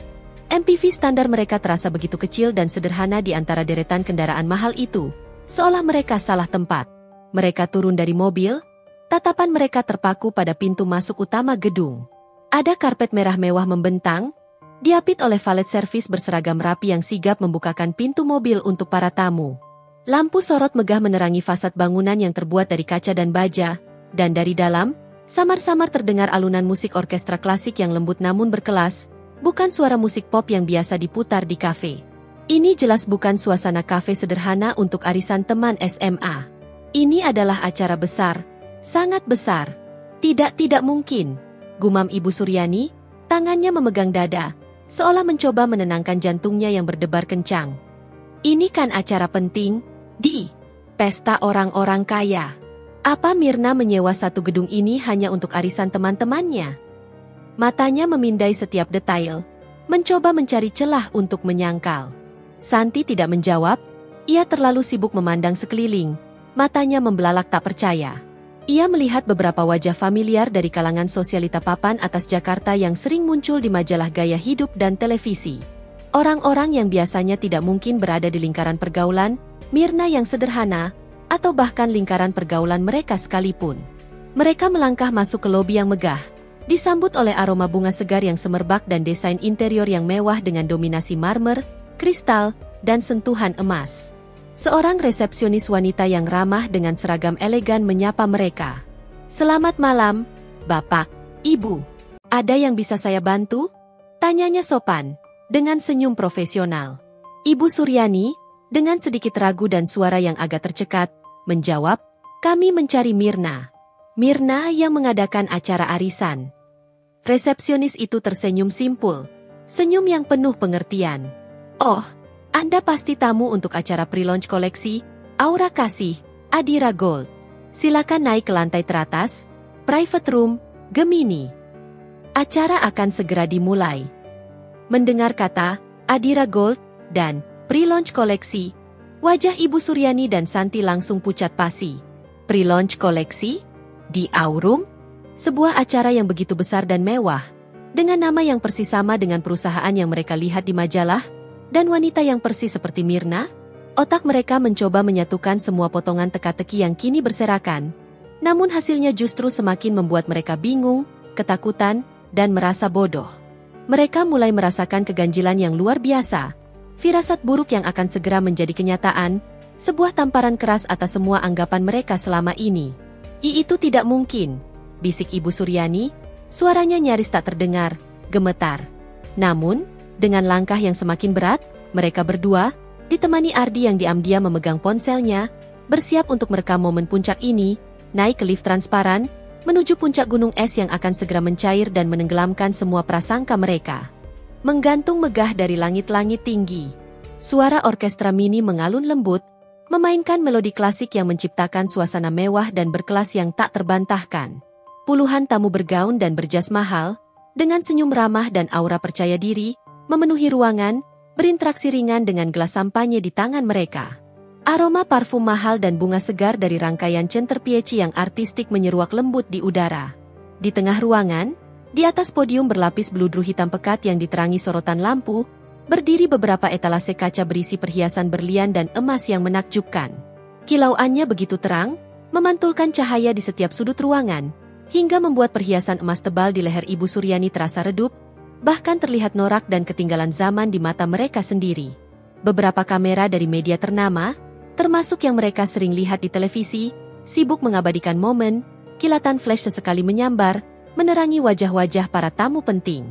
Ibu Suryani dan Santi melangkah keluar lift, langkah mereka terasa berat, mata mereka membelalak tak percaya. Ini bukan arisan biasa yang mereka bayangkan. Ini adalah acara sosialita kelas atas, yang hanya bisa mereka impikan dan saksikan di layar kaca. Wajah-wajah yang mereka lihat adalah para pengusaha sukses, sosialita papan atas Jakarta, dan bahkan beberapa pejabat penting yang sering mereka lihat di televisi atau majalah gosip. Mereka merasa seperti berada di dunia yang salah. Tamu tak diundang yang tersesat. Bu, itu kan Pak Hartono, pemilik grup properti raksasa yang masuk daftar orang terkaya di Indonesia. Bisik Santi, suaranya tercekat. Matanya tertuju pada seorang pria beruban yang sedang tertawa lebar dengan beberapa tamu lain di sudut ruangan. Dan itu, Bu Indah pemilik jaringan butik mahal yang cabangnya ada di mana-mana itu. Ibu Suryani tak bisa berkata-kata. Lidahnya keluh, seolah mati rasa. Pikirannya mencoba memproses semua ini, mencoba mencari celah untuk menolak kenyataan pahit yang mulai merayap. Perhiasan di etalase itu sangat mirip dengan yang ia lihat di majalah. Koleksi, Aura Kasih, Adira Gold yang disebut-sebut paling prestisius. Tapi bagaimana bisa? Bagaimana mungkin Mirna ada di sini? Di acara semewah ini? Tiba-tiba, mata mereka menangkap sosok yang familiar, namun juga terasa asing. Di ujung ruangan, dekat panggung kecil tempat orkestra bermain, berdiri Mirna. Ia tidak lagi mengenakan gaun sutra emerald green yang memesona seperti saat di rumah tadi. Kini, ia mengenakan sebuah gaun kutur berwarna putih gading, berpotongan asimetris yang elegan, dengan aksen kristal yang berkilauan di seluruh permukaannya, seolah ia adalah ratu pesta. Rambutnya disanggul tinggi dengan tatanan yang rumit namun artistik, menampakkan leher jenjang yang kini dihiasi sebuah kalung berlian solitaire raksasa yang tampak tak nyata, seolah bintang jatuh bersarang di sana, memancarkan cahaya biru kehijauan yang memukau. Ia sedang berbicara akrab dan tertawa lepas dengan seorang pria parubaya berwajah Asia yang sangat ia kenali, Mr. Lim, pengusaha sukses dari Singapura yang baru-baru ini diliput besar-besaran di berita bisnis sebagai salah satu investor paling berpengaruh di Asia. Mirna tertawa lepas. Senyumnya begitu menawan, dan auranya begitu kuat, memancarkan karisma yang luar biasa. Ia terlihat begitu nyaman, begitu berkuasa, begitu berbeda. Benar-benar sosok Mirna Adira yang ada di majalah, yang sempat Ibu Suryani anggap sebagai kebetulan belaka. Mirna? Ibu Suryani tak sengaja berseru. Suaranya sedikit pecah dan terisak, memotong keheningan singkat di antara bisikan-bisikan para tamu. Beberapa pasang mata menoleh ke arah mereka. Mirna menoleh, matanya menangkap keberadaan mertua dan adik iparnya yang kini berdiri membeku di dekat lift, tampak menciut di tengah kemewahan. Ia tersenyum, senyum yang kali ini penuh kemenangan, namun tetap anggun dan terkontrol. Ia melangkah mendekat, perlahan namun pasti, setiap langkahnya memancarkan kepercayaan diri seorang ratu yang baru saja menaklukkan kerajaannya. Selamat datang, Bu Santi. Senang sekali kalian bisa datang di arisan saya malam ini. Sapa Mirna, suaranya lembut namun penuh penekanan pada kata arisan. seolah menyindir mereka. Ada nada humor gelap yang tersembunyi di dalamnya. Ibu Suryani dan Santi masih membatu, terpaku di tempat, seolah kaki mereka terpaku di lantai marmer. Mereka menatap Mirna dari ujung kaki hingga kepala, meneliti setiap detail, setiap kilauan. Perhiasan yang dikenakan Mirna, gaunnya, dan cara ia berinteraksi dengan Emerlim tadi, seorang pengusaha kelas dunia, semuanya terlalu nyata, terlalu menampar, untuk dibantah. Mirna ini, apa maksudnya semua ini? Tanya Ibu Suryani, suaranya bergetar, hampir tak terdengar. Tangannya tanpa sadar memegang kalung emas tebalnya, yang kini terasa begitu berat dan memalukan di lehernya. Kilau perhiasan Mirna jauh lebih menakjubkan dan berkelas. Semua yang ia banggakan selama ini seolah tak ada artinya di hadapan menantunya. Santi, yang selama ini selalu lancar berbicara, kini hanya bisa menunjuk-nunjuk dengan jari gemetar. Ini Aurum. Dan itu koleksi aura kasih. Jadi kau. Ia tidak sanggup menyelesaikan kalimatnya. Bibirnya bergetar, otaknya terlalu syok untuk merangkai kata. Mirna mengangguk pelan. Senyumnya semakin lebar. Matanya memancarkan campuran kesedihan yang mendalam dan tekad yang kuat. Ya, Santi. Ini Aurum. Restoran ini juga milik saya. Dan ini adalah pesta pre-launch koleksi, Aura Kasih, Adira Gold. Ia berhenti sejenak, tatapannya beralih ke Ibu Suryani.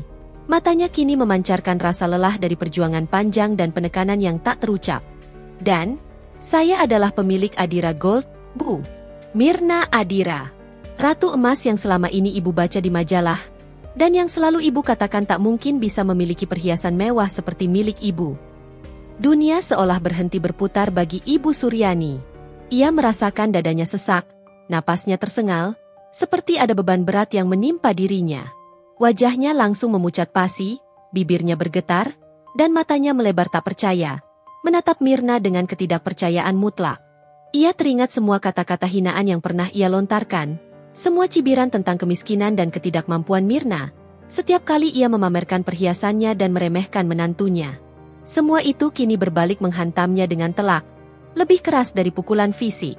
Ia adalah pemilik toko emas mewah itu, toko yang perhiasannya selalu ia idamkan. Bahkan tak mampu ia beli seluruhnya. Menantunya yang selama ini ia rendahkan habis-habisan adalah wanita hebat itu. Tubuh Ibu Suryani mendadak limbung, seolah semua kekuatan di kakinya lenyap begitu saja, tercerabut dari akarnya.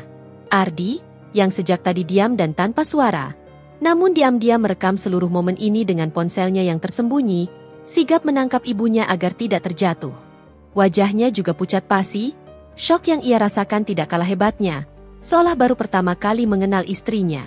Santi memekik kecil, berusaha menopang ibunya juga. Air mata mulai menggenang di sudut matanya, bukan karena sedih, melainkan karena rasa malu dan kaget yang luar biasa. Kebenaran, seperti kilauan ribuan berlian yang menyorot tajam, akhirnya terungkap dengan terang benderang, menyilaukan dan menghantam keras mereka yang selama ini menutup mata, hidup dalam kebohongan yang mereka ciptakan sendiri. Pelukan Ardi, tubuhnya lunglai, napasnya tersengal-sengal, seperti seseorang yang baru saja berlari maraton tanpa jeda.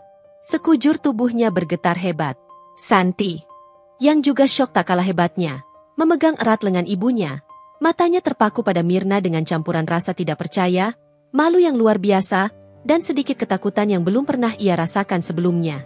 Para tamu di sekitar mereka sempat menoleh, merasakan adanya drama keluarga yang terjadi di tengah kemeriahan acara.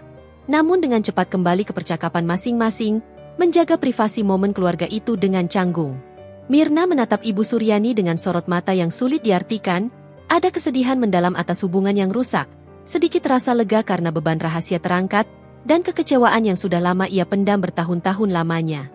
Ia tidak merasa perlu lagi menutupi apapun. Semua sudah terungkap. Tirai sudah terbuka lebar. Bu, apakah ibu baik-baik saja? Mirna bertanya, suaranya tenang, datar, meskipun dalam hati ia merasakan gejolak emosi yang berkecamuk hebat. Ada dorongan untuk menghampiri dan menenangkan. Namun ia menahannya. Ibu Suryani tidak menjawab. Lidahnya keluh, seolah mati rasa. Ia hanya terbatuk-batuk, menunjuk Mirna dengan jari gemetar, seolah menunjuk hantu atau sosok yang tak dikenal. Kakak. Mirna. Adira. Ucapannya terputus-putus, nyaris seperti bisikan yang nyaris tak terdengar. Suaranya parau. Semua perhiasan emas di leher dan tangannya seolah terasa panas, membebani, dan tiba-tiba terasa begitu murah. Kilauan berlian di leher Mirna kini terasa menampar, membutakan dirinya, mengingatkannya pada setiap kata hinaan yang pernah ia lontarkan. "Benar, Bu," kata Mirna, nadanya tegas, final, tanpa sedikit pun keraguan. "Saya Mirna Adira, pemilik Adira Gold. Restoran ini juga milik saya. Semua perhiasan yang Ibu lihat di etalase itu, koleksi Aura Kasih, adalah hasil karya perusahaan saya yang akan segera diluncurkan secara global." Ia menambahkan detail yang lebih spesifik, seolah ingin memastikan setiap kata meresap dalam kesadaran Ibu Suryani yang kini tampak sangat rapuh. Ia ingin Ibu Suryani memahami bahwa ini bukan sekadar keberuntungan, melainkan hasil kerja keras dan visi. Santi, yang selama ini selalu lancar berbicara, kini akhirnya bisa mengeluarkan suara, berbisik pada ibunya. "Bu, ini benar-benar Mbak Mirna. Ibu tidak salah lihat, dia memang dia." Raut wajahnya kini dipenuhi penyesalan yang mendalam. Ia ingat semua sindiran pedas yang pernah ia lontarkan, semua ejekan tentang kesederhanaan Mirna, tentang perhiasan tipis yang Mirna kenakan. Kini, semua itu terasa kembali padanya seperti bumerang yang menghantamnya dengan telak, lebih menyakitkan dari yang ia bayangkan. Ia merasa sangat bodoh dan picik. Ardi, yang selama ini memegang ponselnya dengan tangan tersembunyi, perlahan menurunkannya. Ia mematikan rekaman, menyimpan bukti momen yang akan mengubah hidupnya itu. Wajahnya pucat pasi, tercampur aduk antara rasa malu yang tak terhingga, kebanggaan yang aneh namun tak bisa ia sangkal, dan kebingungan yang luar biasa. Istrinya adalah seorang raksasa bisnis, seorang ratu emas yang dihormati banyak orang, dan ia, suaminya, tidak tahu apa-apa. Ia merasa menjadi suami yang paling bodoh, tidak peka, dan tidak layak di dunia.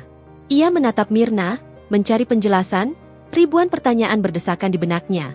Namun Mirna hanya membalas tatapannya dengan sorot mata yang penuh arti, seolah berkata, "Ini sudah saatnya, Ardi. Kau sudah tahu. Sekarang, kau harus memilih." Keheningan yang mencekam menggantung di antara mereka, tebal dan membebani. Keheningan yang lebih menusuk daripada 1000 makian. Bagi Ibu Suryani, keheningan itu adalah suara dari semua kata-kata kasarnya yang kini bergaung kembali di telinganya, menuduhnya dari dalam. Itu adalah suara penyesalan yang pahit. Bagi Santi, itu adalah pengingat betapa piciknya ia selama ini, betapa dangkal pandangannya terhadap seseorang. Dan bagi Ardi, keheningan itu adalah cermin dari ketidaktahuannya yang begitu dalam, sebuah pengakuan pahit atas kegagalannya sebagai seorang suami. Melihat kondisi Ibu Suryani yang semakin memburuk, dengan wajah yang semakin pucat dan napas yang semakin tidak teratur, Mirna memutuskan untuk tidak melanjutkan pembicaraan. Ia tahu Ibu Suryani butuh waktu untuk mencerna semua ini, untuk menghadapi kenyataan pahit yang baru saja menamparnya. "Ardi, tolong Ibu dibawa ke tempat yang lebih tenang. Mungkin ke ruangan di samping sana?" Mirna menunjuk ke sebuah ruangan kecil yang memang disiapkan untuk tamu yang membutuhkan privasi, lengkap dengan sofa nyaman dan air mineral. "Nanti saya akan menyusul setelah menyapa beberapa tamu penting." Ardi mengangguk patuh, masih dalam kondisi syok. Dengan bantuan Santi, ia memapah Ibu Suryani yang masih tampak lemah, hampir pingsan, keluar dari kerumunan para tamu, menuju ruangan yang ditunjuk Mirna. Langkah Ibu Suryani gontai, perhiasan emasnya yang tadinya ia banggakan kini terasa memberatkan, membebaninya dengan rasa malu yang luar biasa. Seolah-olah perhiasan itu adalah rantai yang mengikatnya pada keangkuhan masa lalu. Mirna memperhatikan mereka pergi, melihat punggung mereka yang tampak menciut. Ia lalu berbalik menghadapi tamu-tamu lainnya dengan senyum profesional yang ia paksakan. Ia harus tetap menjalankan acaranya. Namun, hatinya terasa campur aduk. Ini bukanlah kemenangan yang manis seperti yang ia bayangkan. Ada rasa pahit yang menyelimuti, melihat bagaimana kebenaran bisa melukai sedalam itu, bahkan hingga membuat seseorang nyaris jantungan. Tapi ia tahu, ini adalah langkah yang harus diambil. Langkah untuk membebaskan dirinya dari belenggu penilaian orang lain, dan mungkin, untuk mengubah pandangan keluarga suaminya selamanya, atau setidaknya, memberi mereka pelajaran yang tak akan mereka lupakan. Di dalam ruangan pribadi yang ditunjuk Mirna, sebuah lounge kecil namun mewah dengan pencahayaan temaram dan sofa kulit yang empuk, suasana terasa begitu sunyi dan mencekam. Hanya diisi oleh suara napas berat Ibu Suryani yang tersengal-sengal. Wanita parubaya itu duduk di sofa. Wajahnya masih sangat pucat pasi, seperti baru saja melihat kematian yang mendekat. Keringat dingin membasahi pelipisnya, kontras dengan gemerlap perhiasan emas di tubuhnya yang kini terasa begitu berat dan membebani, seolah memberitahunya bahwa itu semua tak ada artinya.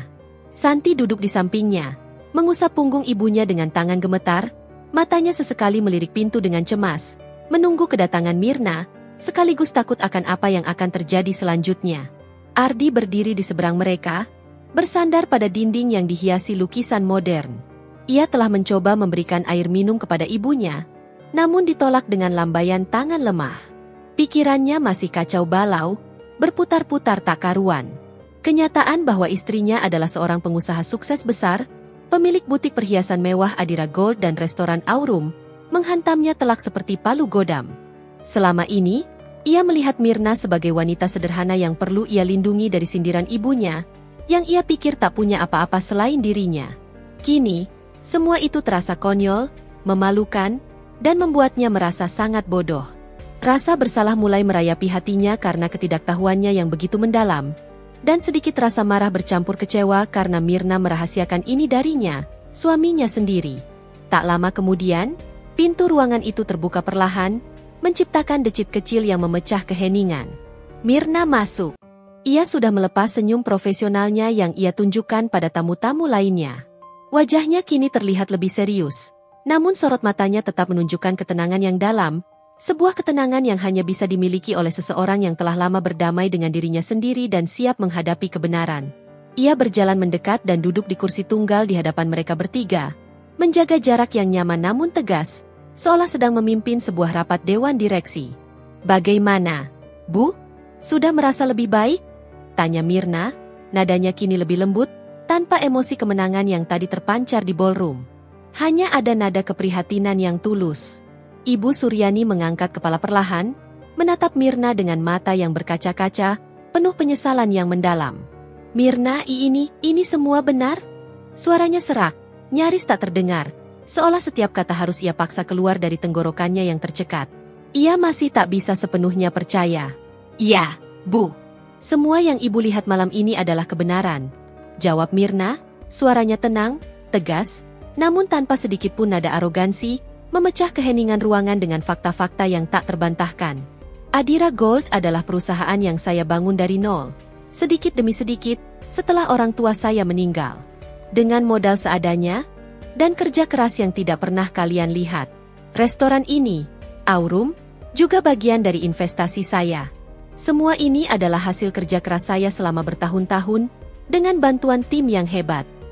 Ia menambahkan detail yang lebih spesifik, seolah ingin memastikan setiap kata meresap dalam kesadaran Ibu Suryani, bukan sebagai kebetulan atau keberuntungan, melainkan sebagai buah dari perjuangan.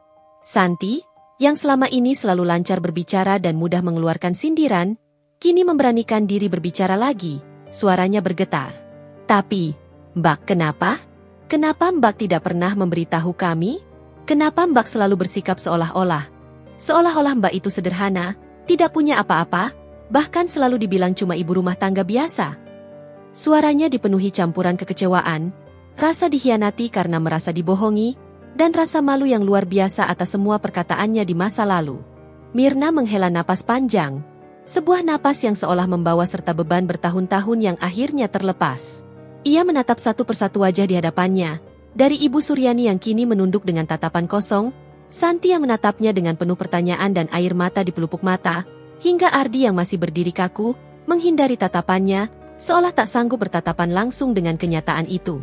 "Karena kalian tidak pernah memberi saya kesempatan untuk itu," jawab Mirna, suaranya kini dipenuhi kesedihan yang mendalam, namun tetap terdengar kuat dan jelas. Ada jejak luka yang menganga dalam nada bicaranya. "Sejak saya menikah dengan Ardi, yang kalian lihat hanyalah latar belakang saya yang sederhana, status sosial saya yang tidak sebanding dengan kalian. Kalian selalu membandingkan saya dengan Santi, dengan kemewahan yang kalian miliki, dengan kelas yang menurut kalian harus saya miliki." Ia berhenti sejenak, membiarkan kata-katanya meresap dalam keheningan yang semakin menusuk. "Setiap kunjungan ke rumah ini, setiap pertemuan, saya selalu mendengar sindiran, ejekan, Bahkan komentar meremehkan tentang perhiasan saya yang dianggap murahan, tentang pekerjaan saya yang tidak pernah kalian pahami, tentang kehidupan saya secara keseluruhan. Kalian mengukur nilai seseorang dari apa yang terlihat di permukaan. Saya mencoba bersabar.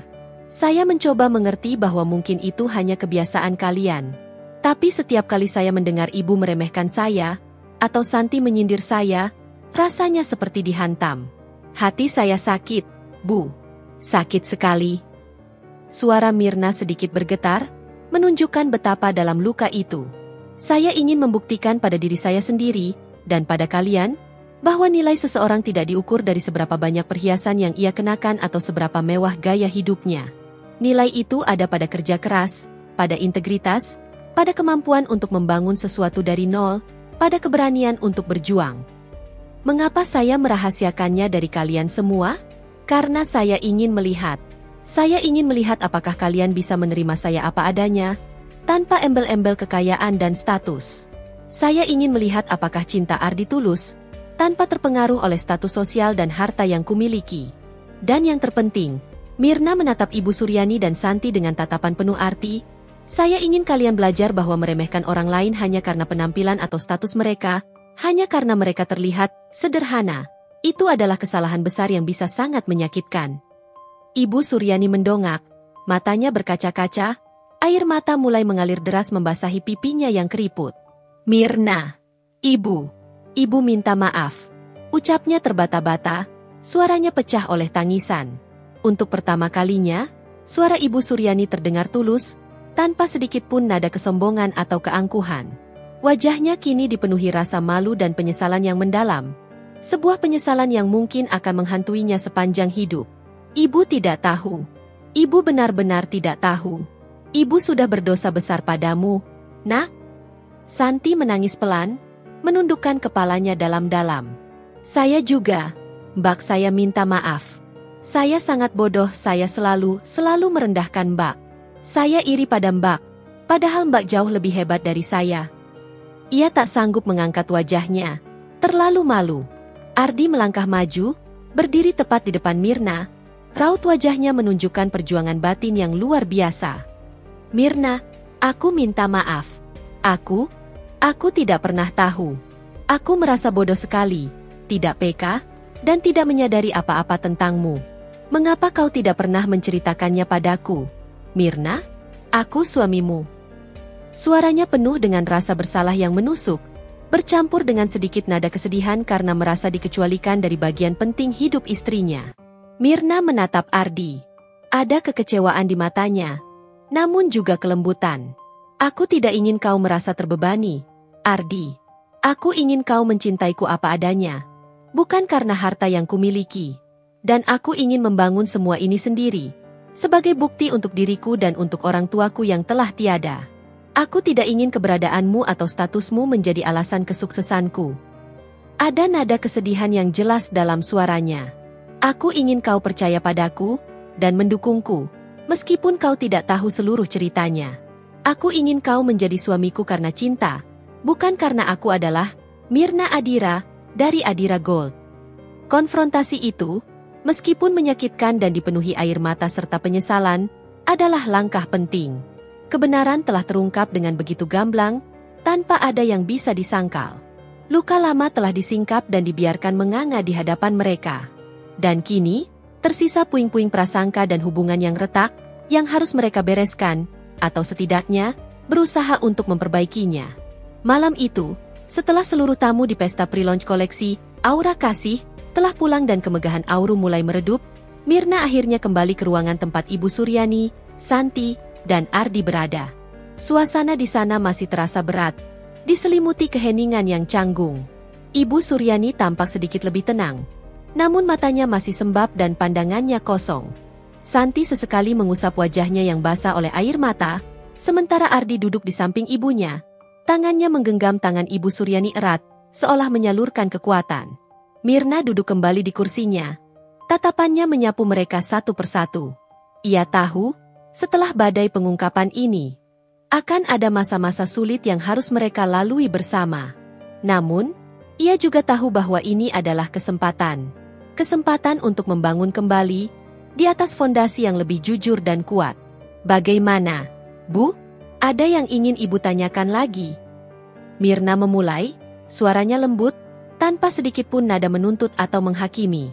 Ibu Suryani mengangkat kepala, menatap Mirna dengan mata penuh penyesalan.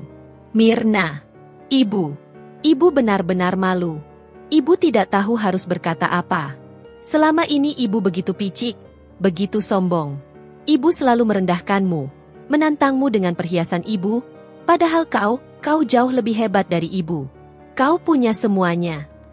Suaranya bergetar, penuh kesedihan. Bukan itu yang saya inginkan, Bu, Mirna menjawab perlahan. Saya tidak membangun semua ini untuk pamer atau untuk merendahkan siapapun. Saya membangunnya untuk diri saya, untuk memenuhi impian orang tua saya, dan untuk membuktikan bahwa tidak ada yang mustahil jika kita bekerja keras dan percaya pada diri sendiri. Saya tidak pernah ingin melihat Ibu seperti ini. Santi mengangkat wajahnya, menatap Mirna dengan mata merah. Mbak Mirna, saya minta maaf. Saya benar-benar minta maaf. Saya dulu sering sekali mengejek Mbak, membanding-bandingkan. Saya pikir saya lebih baik dari Mbak. Padahal saya tidak ada apa-apanya. Air matanya kembali tumpah. Mirna mengangguk. Saya tahu, Santi.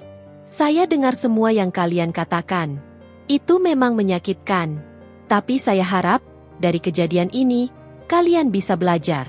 Belajar untuk tidak menilai buku dari sampulnya. Belajar untuk menghargai setiap orang, apapun latar belakang mereka. Kini giliran Ardi yang berbicara. Ia melepaskan genggaman tangan ibunya dan beralih menggenggam tangan Mirna. Mirna, aku tahu aku sangat bodoh. Aku minta maaf karena tidak pernah tahu, tidak pernah peka, dan membiarkanmu menghadapi semua ini sendirian. Aku seharusnya lebih mendukungmu, lebih percaya padamu. Kenapa kau tidak pernah menceritakan ini semua padaku? Aku suamimu. Ada nada kesedihan dan penyesalan yang mendalam dalam suaranya. Mirna menggenggam balik tangan Ardi. Aku tidak bercerita karena berbagai alasan. Ardi, aku tidak ingin membebanimu. Aku ingin kau mencintaiku apa adanya. Bukan karena harta yang kumiliki. Dan yang paling penting, aku ingin memastikan bahwa aku bisa membangun ini semua dengan kekuatanku sendiri, tanpa ada bayang-bayang nama keluarga siapapun. Aku ingin membuktikan pada diriku sendiri bahwa aku bisa mandiri sepenuhnya. Ia menatap mata Ardi. Tapi, ya, mungkin ada bagian dari diriku yang juga ingin melihat.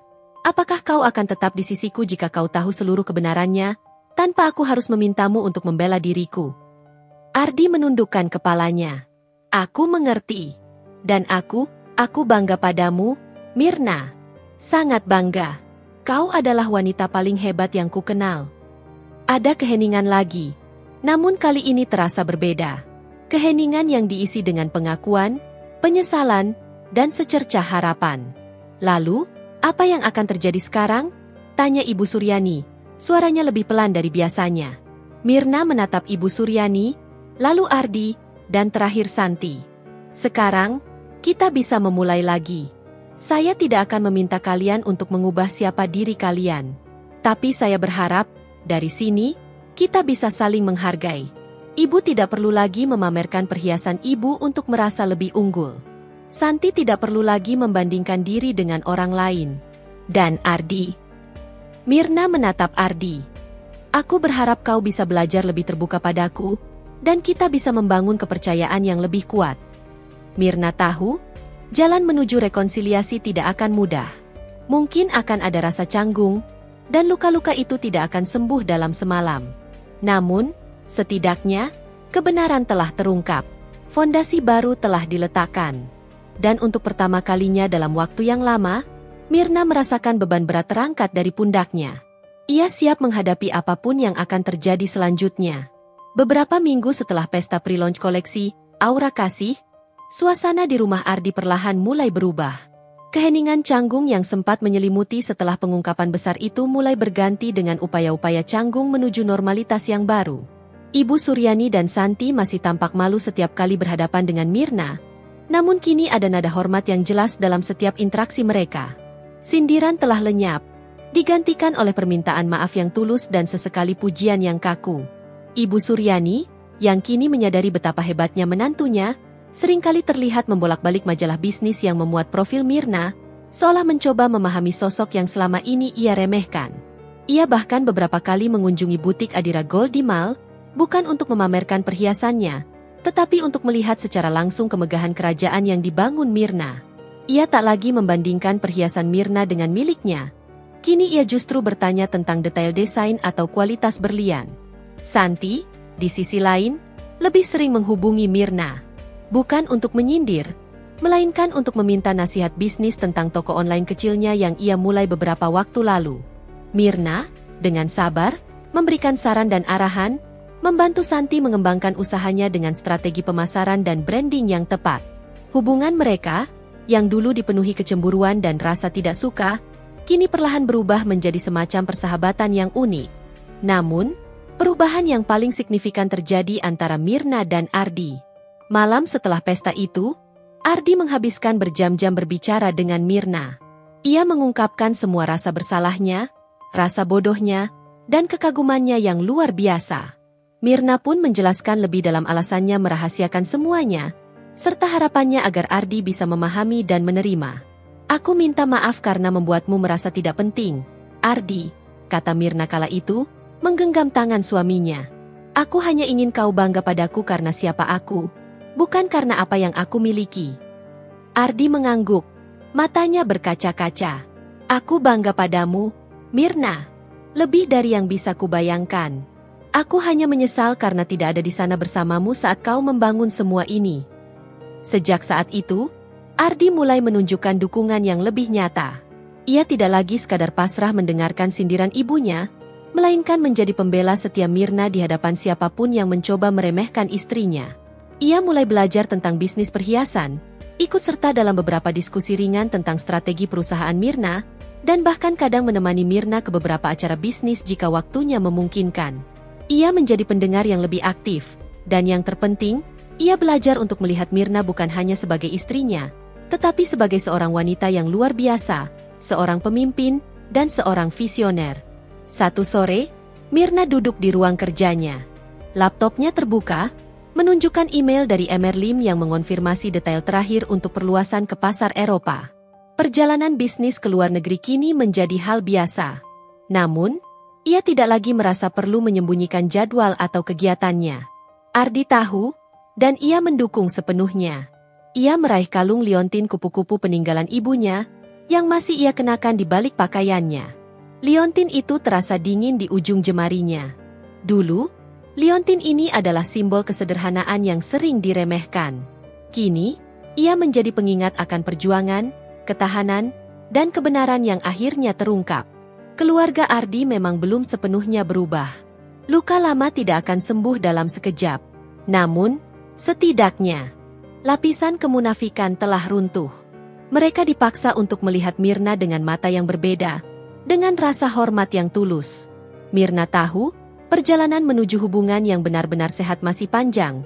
Namun setidaknya, ini adalah sebuah awal.